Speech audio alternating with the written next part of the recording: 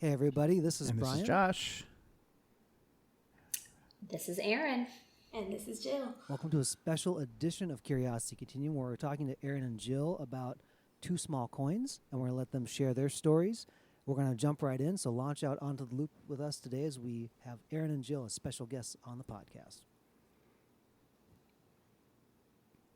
Brian likes doing the music, so we have... Well, it saves. I know, it saves, You're gonna though, hear so me it now takes a talk little about bit. the music Okay, got it. as we continue to wait. There it is.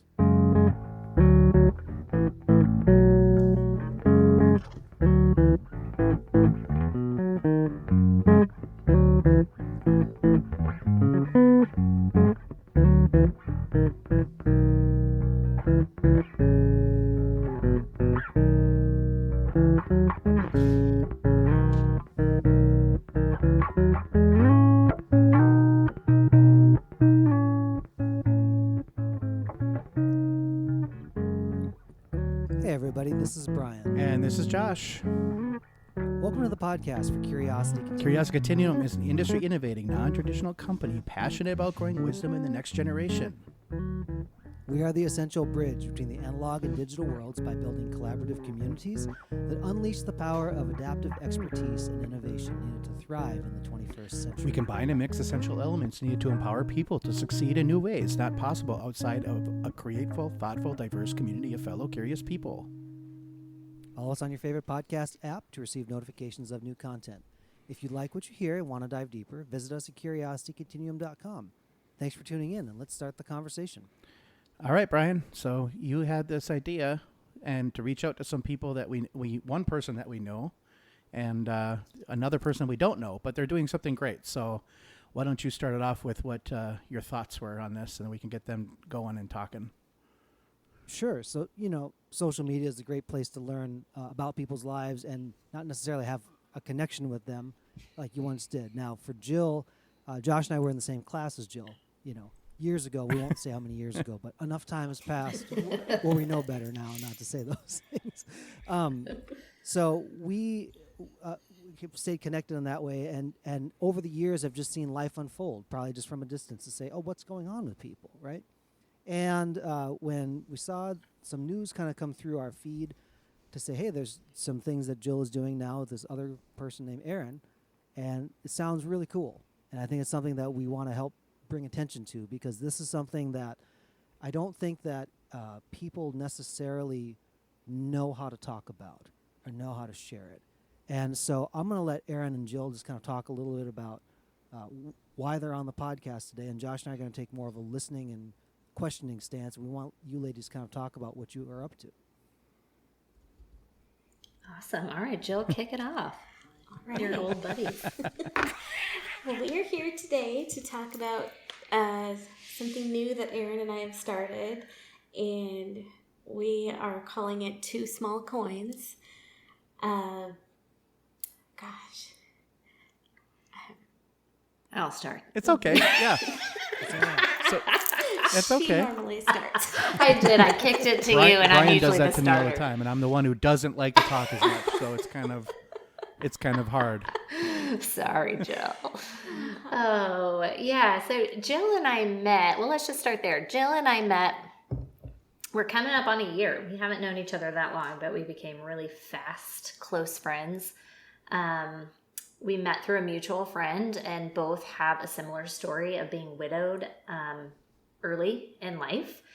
We have different stories, but very kind of overlapping stories. But being, my story is my husband Christian passed when he was 42 and I was 38.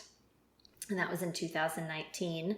And he passed away of a heart attack after the gym one day. And our kids were 5 and 10 at the time. Now they're 9, almost 10 and 15. And our friend said, hey, you've both been through something, and I think you'd enjoy meeting each other. And we did. And it was a horrible way to kind of connect, but also like, oh my gosh, there's another young mom with kids in the house going through the same kind of grief. And maybe this would be a good place for me to explain that I was widowed at the age of 41. In 2021, my husband Todd passed away of a heart attack. And at the time, I had a 10-year-old, a 12-year-old, two 15-year-olds, and a 20-year-old. Between the two of us, we were Sure. a blended family.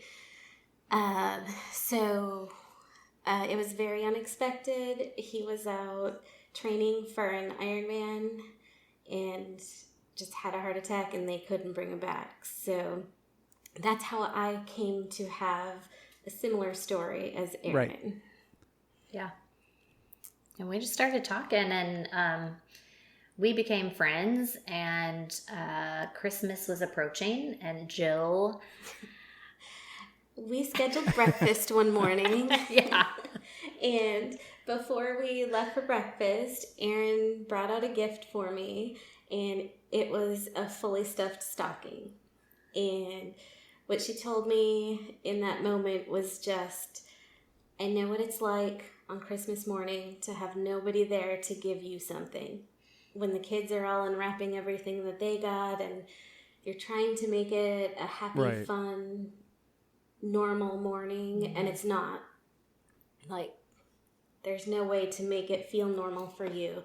But by having this stocking that she had thought to put together for me, just helped me feel seen on Christmas morning, feel understood, and just brought a level of comfort that we hope to bring to other people through Two Small Coins. Right. I So, love it. so that obviously is what got you guys together, and what Two Small Coins is really about, right? So why don't we talk a little bit about what Two Small Coins actually is? Yeah.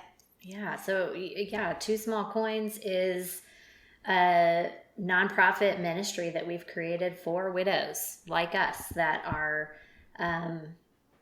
trying to figure out life, and kids still in the home, or young adult kids grieving, and we're building ways to support widows and widowers that aren't really out there. Right. You know, I think what we discovered was there's a lot of grief support for the older widowed community when you expect to grow old with your person and be widowed much later in life, and you've got grandkids and all that, and that there wasn't a lot of support for younger widows.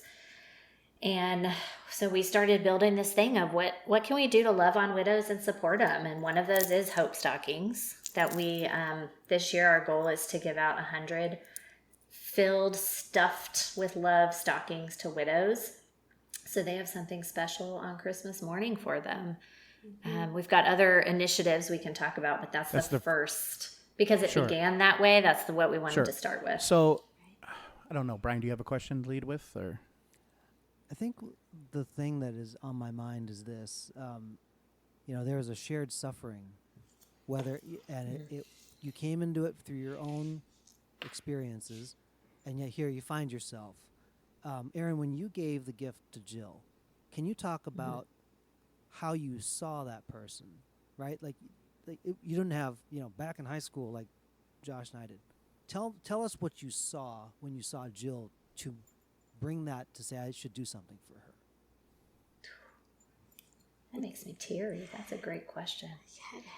I think what I saw was someone who was 3 years-ish, 2.5 years behind me in grief.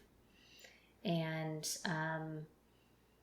being at least a little bit farther down the road, I knew what that was like. And I saw a friend about to face a Christmas on her own. And I remember preparing for Christmas and Christmas morning that first year, it being really hard to have my empty stocking and Christian's empty stocking. Sure. And I just saw her walking into it. It was like, whoa, put up a guardrail. I don't know, give her a Right. Well, and that's buffer. like what Brian is like alluding to. We talk about context, so that's kind of what I think. Like you had the context, like you knew because you had Yeah. gone through that already. you're like, okay, I know this Right. is going to be extra A hard. little bit what it's like. And I mean, everybody I think is aware intellectually that it's hard, but until they actually are going through it with the emotion that it brings, I don't think you really quite understand Yeah. it. So, Yeah, and I think that's where, the stockings shocked me. right. Right? I knew Christmas was going to be hard. I did not It's think just one of about those the small stockings. things I that didn't. you don't really think Right. about all the time, but it's just there. Yeah. Yeah. Jill, can you talk a little bit about what it did for you when you received it? Right? Like, so now we've heard Erin's side. What happened in you when you got this token of love and care? Yeah. So I was headed into my second Christmas, and really I consider it to kind of be my first Christmas grieving, because the first year Todd passed in April, and even by December I was just not ready to face real life. So that first Christmas I took the kids and we escaped to Disney. Like, we spent the full week. I didn't even know it was Christmas. I had a friend text me and say, it's Christmas. Right. Do gifts. Right. So I really ignored it. So as I headed into the last Christmas, I knew I was back in Minnesota. I was trying to make it as normal as possible for the kids. And again, I hadn't even really thought about a stocking. So when I received that from her, and I packed it in my suitcase, and then I pulled it out Christmas morning, in the moments after, my kids had already opened all of their things. So it would have been a time when, as they are going off to play with everything that they got, Todd and I would have sat together and opened up our own things. And so just to know that somebody cared enough to give me something, to have that moment for myself, meant a lot. Really good. Tell us, I think when major events happen, right, where you have a passing of a loved one, a birth of a child, there's some life transition that's large, and there's almost like this window where people go, hey, let's, it's like The Greatest Showman, where everybody goes, they all sing at the beginning, and it's real big, and then there's real quiet. And tell us about how, if you saw this gap for widows in the middle of their child rearing years, in that flow of life, how did your friends' demeanor change after they got past a month or so? What would you have hoped that your friends would have understood that was needed? Good question. Yeah, I my personal experience was I had a few friends stick really close, and a lot of friends disappear. Sure. I think they didn't know grief doesn't hit that big that young, right? In your 30s, Right. Raising kids. And it just kind of was. What I wish that people knew was just to keep showing up. And I think we hear that. And knowing you don't have to fix anything. It's just the showing up Right. that matters. Just saying, hey, still love you, still care about you. How are you on those random Tuesdays? I don't know. Yeah. What would you say to that? I mean, I think one of the ways that we've talked extensively about, but it doesn't seem like anybody thinks about, is that, and one of the hardest things for me was that I just wanted to be able to grieve. And when you have kids in the house, you can't. Because you have to be on all day, every day for them, trying to make sure that they get through their own grief. Your grief gets put on the back burner all the time. So what I've started asking people for, and I guess I wish that people stepped up to more, is ask to take my kids. Sure. Ask to go to the park and play basketball with the boys. Take the teenagers out to Starbucks. Take them out shopping. Just get them out of the house to give me a little time to retreat and grieve.